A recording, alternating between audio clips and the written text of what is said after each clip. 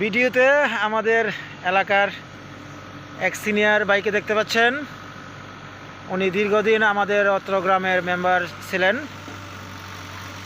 আমি আপনাদেরকে এই সকালে একটি দৃশ্য দেখানোর জন্য চলে আসলাম। আপনারা বেকু দেখতে পাচ্ছেন, বেকু দিয়ে মাটি কাটা হচ্ছে, এই যে আপনারা দেখতে পাচ্ছেন। আর এইখানে দুইজন বাচ্চা, বিদ্যালয়ের বাচ্চা, অর্থাৎ এই মুহূর্তে আমি আমাদের যেই বিদ্যালয়ে পড়েছিলাম আমাদের গ্রামে, কোটগাঁও সরকারি প্রাথমিক বিদ্যালয়, সেই বিদ্যালয়ের এক প্রান্তে চলে এসেছি।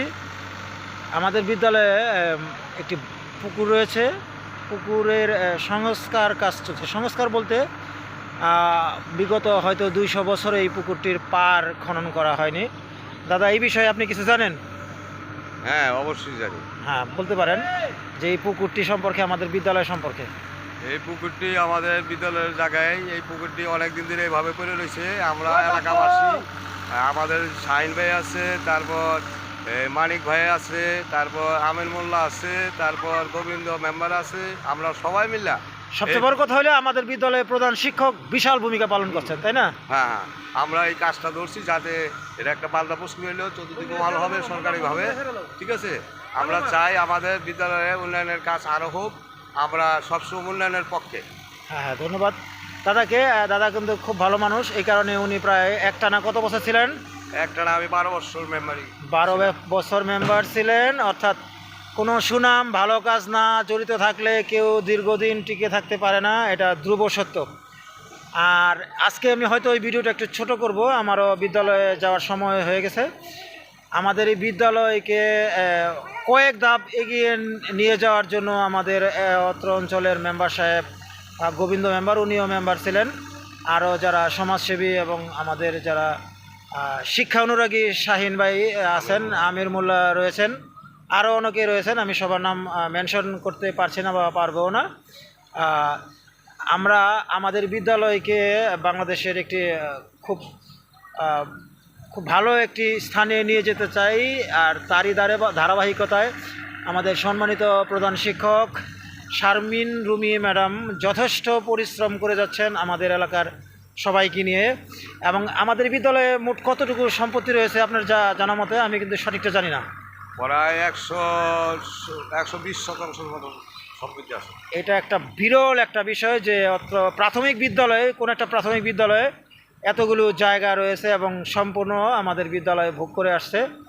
এবং এই জায়গাটা দান করেছিল অপরেশ চন্দ্র দাস, আগে যে চেয়ারম্যান ছিল, সে এই জায়গাটা দান করে গেছে। হ্যাঁ, উনি দাঁড় করে গেছেন, ওনার আত্মীয় এখানে বাস করতেন, সেটা আমরা জানি। এবং আমি আপনাদেরকে দেখানোর চেষ্টা করব। কিছুদিন পূর্বে এই বিদ্যালয়ের পুরো সম্পত্তি, মানে এরিয়ার মধ্যে যতটুকু সম্পত্তি রয়েছে সেটার অর্থাৎ মাপ যোগ করে, স্থায়ী মাপ যোগ করে খুঁটি গাড়া হয়েছে। এবং আরও একটু আমি দেখাবো, এই বিদ্যালয়ে পুকুর খননের পাশাপাশি আমাদের অত্র বিদ্যালয়ের সীমানা প্রাচীর নির্মাণ করা কাজ শুরু হয়ে গেছে। আমি সেইখানে আস্তে আস্তে চলে যাব। আমি এবং সম্পূর্ণ কাজ শেষ হলে পরে আমি একদিন আমাদের অত্র বিদ্যালয়কে নিয়ে একটি বড় ভিডিও করব, যেখানে আমি প্রাথমিক শিক্ষা সম্পূর্ণ করেছিলাম। আমার সেই প্রাণের বিদ্যালয়ে আমার কি বলে, আমার শিক্ষা অর্জনের দ্বিতীয় ধাপ। প্রথম ধাপ ছিল আমার পরিবার। এই দেখছেন, গুড লোকেশন, বিউটিফুল, সবুজ নীলে আচ্ছাদিত, এখানে ফুলের বাগান রয়েছে। এটা সম্পূর্ণ আমাদের অত্র বিদ্যালয়ের প্রধান শিক্ষকের যে বিশাল ভূমিকা, তার পাশাপাশি অত্র বিদ্যালয়ের সহকারী শিক্ষক বৃন্দ নিরলস পরিশ্রম করে যাচ্ছেন আমাদের এই বিদ্যালয়কে বাংলাদেশের একটি সুনামধন্য কয়েকটি বিদ্যালয়ের মধ্যে তা সেই অবস্থানে নিয়ে যাওয়ার জন্য। এই যে এইখানে অর্থাৎ বিদ্যালয়ের যে সীমানা প্রাচীর, সেটার কাজ চলমান। এবং আমি জানি উনি যতদিন বিদ্যালয়ে থাকবেন অবশ্যই এই বিদ্যালয়ের উন্নয়ন পর্যায়ক্রমে চলতেই থাকবে। আর সামনে যেই দেখতে পাচ্ছেন, এইখান দিয়ে একটা গেট হবে। তো আজকের মতো আমি এখানে রাখতে চাচ্ছি। ধন্যবাদ সবাইকে।